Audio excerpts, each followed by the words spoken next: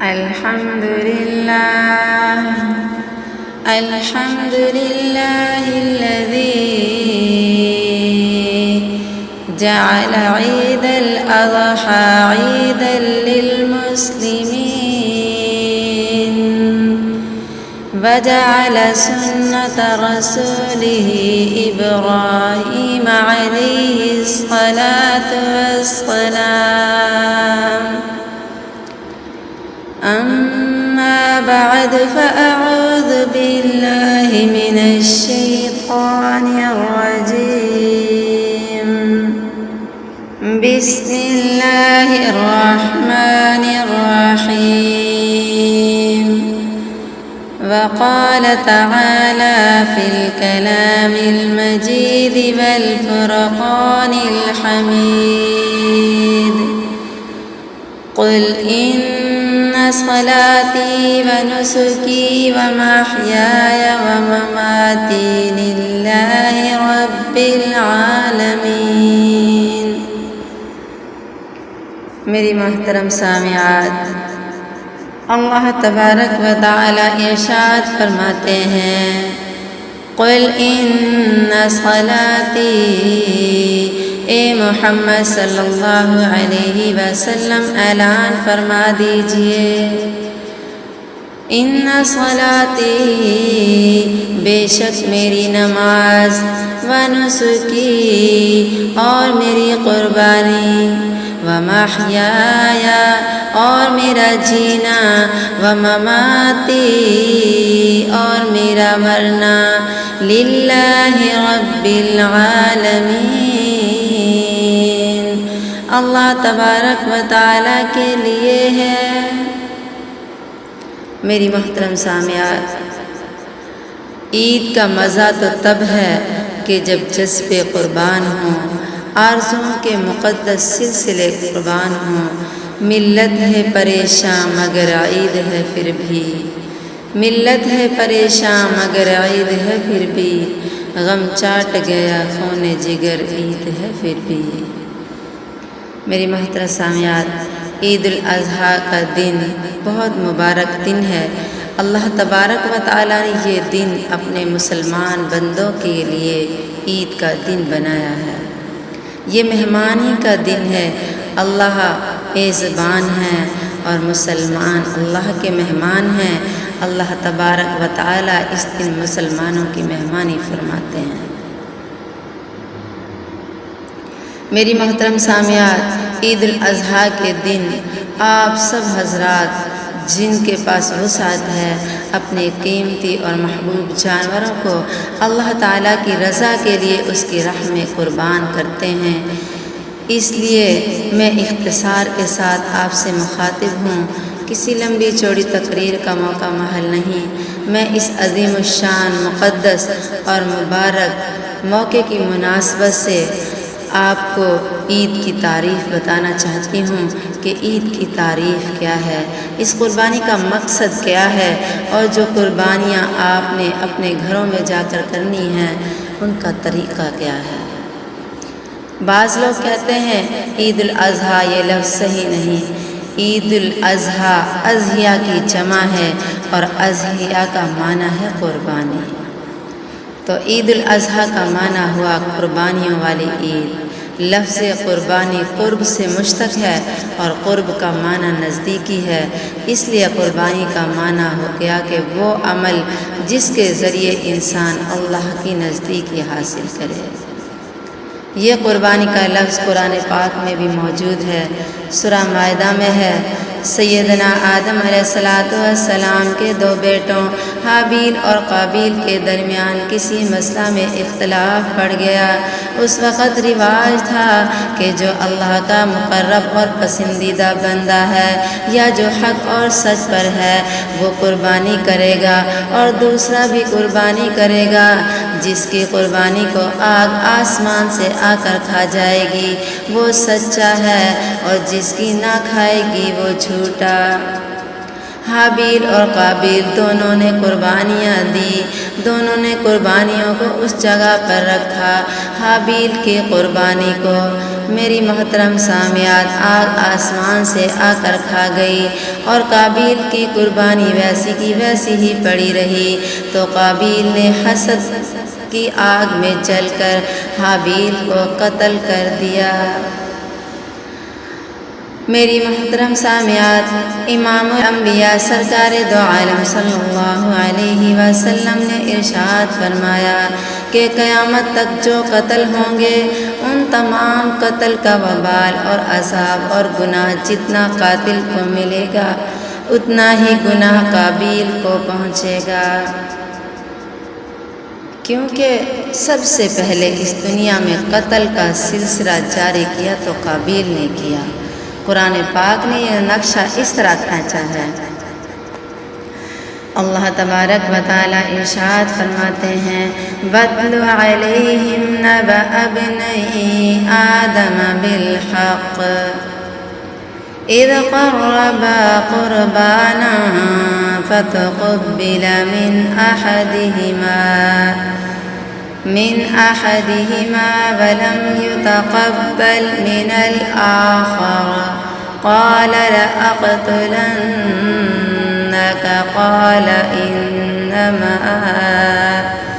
قال إنما يتقبل الله من المتقين۔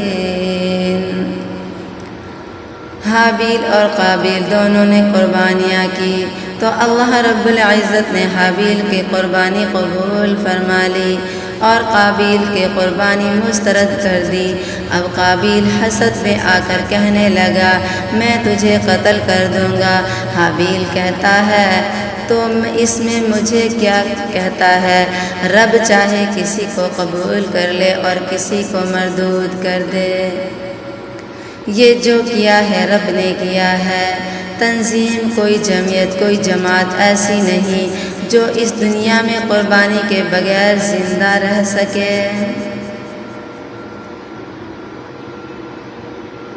اس آیت سے ہمیں پتہ چلا کہ قربانی کی تاریخ اتنی قدیم ہے جتنا انسان قدیم ہے۔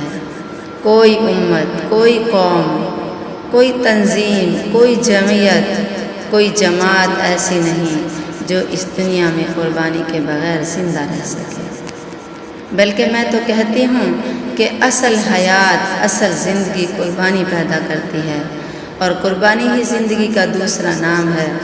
جو قوم اور تحریک قربانیوں سے خالی اور عاری ہے تو وہ قوم اور تحریک زیادہ دیر تک اللہ کی زمین پر زندہ نہیں رہ سکتی۔ آپ دیکھیں پاکستان لاکھوں قربانیوں کے بعد بنا ہے، یہ کروڑوں قربانیوں کے بعد معرض وجود میں آیا ہے۔ میری محترم سامعات، 14 اگست کو یوم آزادی منانے والے یوم آزادی مناتے ہیں، جھنڈیاں بازاروں میں اور دکانوں میں سجائی جاتی ہیں، جلسے جلوس نکالے جاتے ہیں۔ اس دن میری محترم سامعات بہت زیادہ شور و غل ہوتا ہے، جو آج تک ہماری سمجھ میں آیا وہ کیا ہے؟ وہ یہ ہے کہ ہم آزاد ہو گئے، ہم انصاف سے آزاد ہو گئے۔ ملک میں آزادی ملی تو انصاف بھول گئے، حق کو بھول گئے، دیانتداری کو بھول گئے، سچائی کو بھول گئے، تحفظ کو بھول گئے۔ ایسا معلوم ہوتا ہے کہ انسانیت ہر قسم کی نیکی اور اچھائی سے آزاد ہو گئی اور ہر قسم کی برائی میں ملوث ہو گئی ہے۔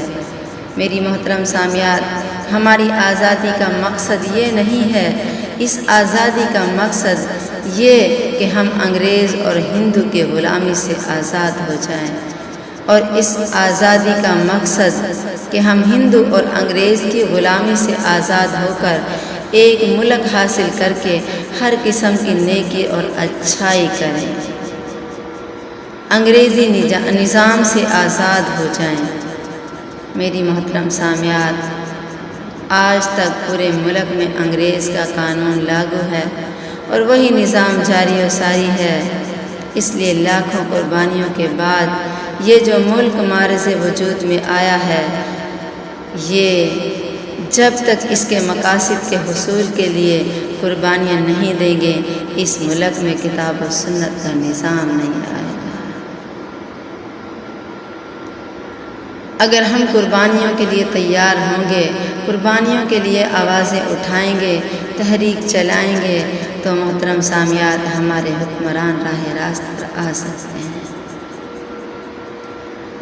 بہت سے حکمران گزرے ہیں، ہم کہتے ہیں حکمران اچھے نہیں میری محترم سامعات، یہ ہمارے ہی اعمال کا پھل ہے جو ہم صحیح طریقے سے قربانی نہیں دیتے، ہم سچ نہیں بولتے، سچ کی جگہ پر جھوٹ بولتے ہیں، انصاف کی جگہ پر بے انصافی کرتے ہیں۔ محترم سامعات، لوگوں نے جو یہ جھوٹ بولنا شروع کیا اور قربانیوں کے نظام جس مقصد کے لیے ملک کو بنایا گیا اس کو چھوڑ دیا، لوگ جھوٹ بولنا شروع ہو گئے، اپنی سچائی کو چھپا دیا۔ میری محترم سامعات، ہمیں اپنے آپ سے سوچ سمجھ کر دل سے فیصلہ کرنا چاہیے کہ کون سا کام اچھا ہے۔ میری محترم سامعات، جو قوم قربانی سے آ رہی ہے وہ قوم کبھی بھی تادیر زندہ نہیں رہ سکتی۔ دنیا کا سارا نظام ہی قربانی ہے۔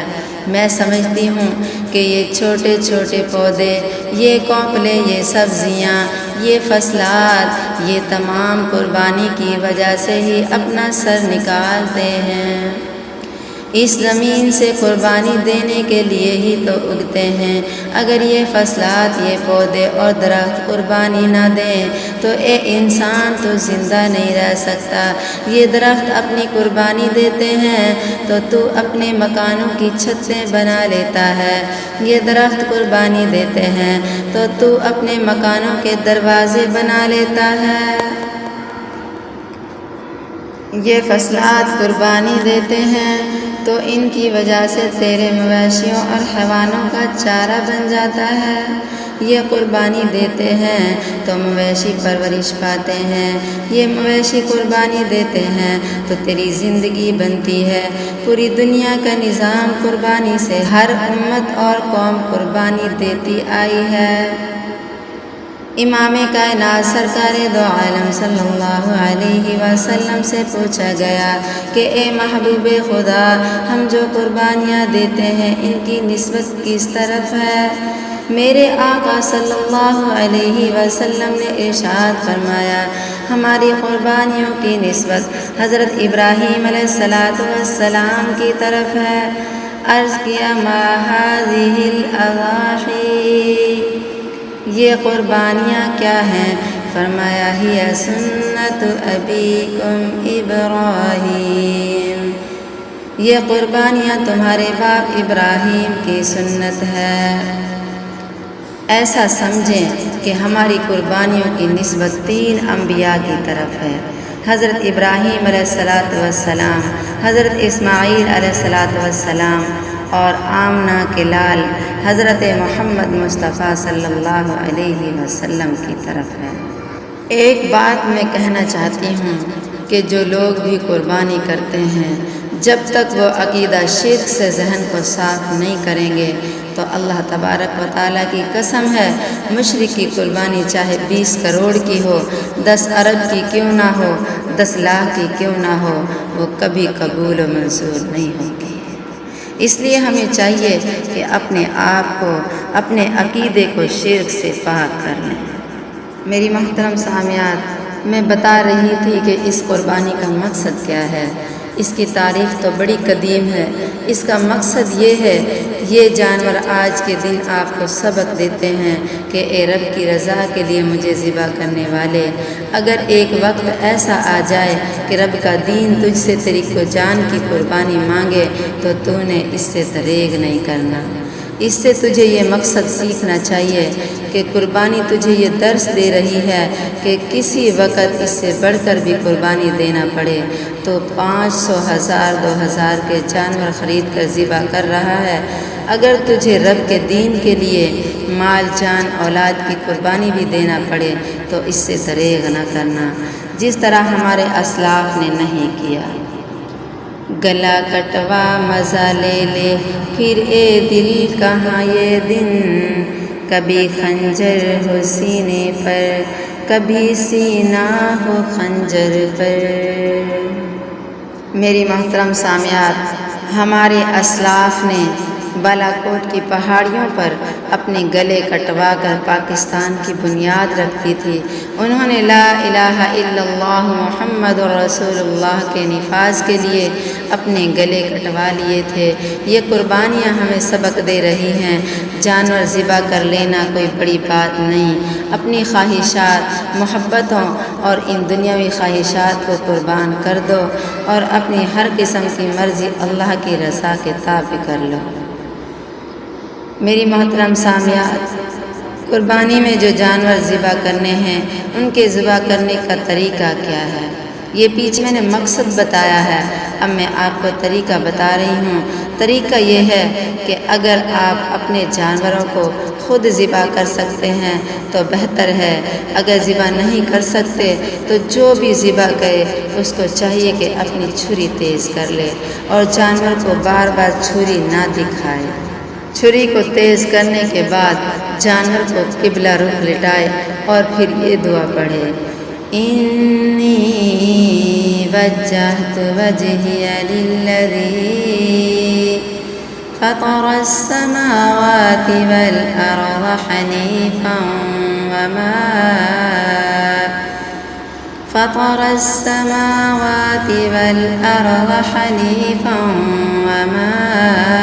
أنا من المشرکین۔ میں نے اپنا چہرہ متوجہ کر دیا ہے اس ذات کی طرف جو زمین و آسمان کا خالق اور مالک ہے۔ میں ایک رخ والا ہوں، میں سب دروازوں کو چھوڑ کر ایک دروازے پر جھکنے والا ہوں۔ ان صلاتی و نسکی و محیای و مماتی للہ رب العالمین۔ حضرت ابراہیم علیہ السلام فرماتے ہیں، اے دنیا کو لوگو، میں مشرک نہیں، میری نماز، میری قربانی، میرا جینا، میرا مرنا اللہ کے لیے ہے۔ حضرت ابراہیم علیہ السلام نے فرما دیا کہ میں مشرک نہیں ہوں، میرا تو جینا، مرنا، نماز، روزہ، قربانی، ساری عبادتیں اللہ کے لیے ہیں۔ تو یہاں ایک بات نوٹ کر لیں، پہلے نماز ہے اور بعد میں قربانی ہے۔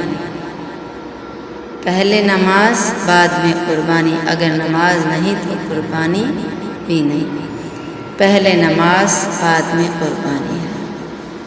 ایک دوسرے مقام پر سورہ کوثر میں اللہ تبارک و تعالی ارشاد فرماتے ہیں،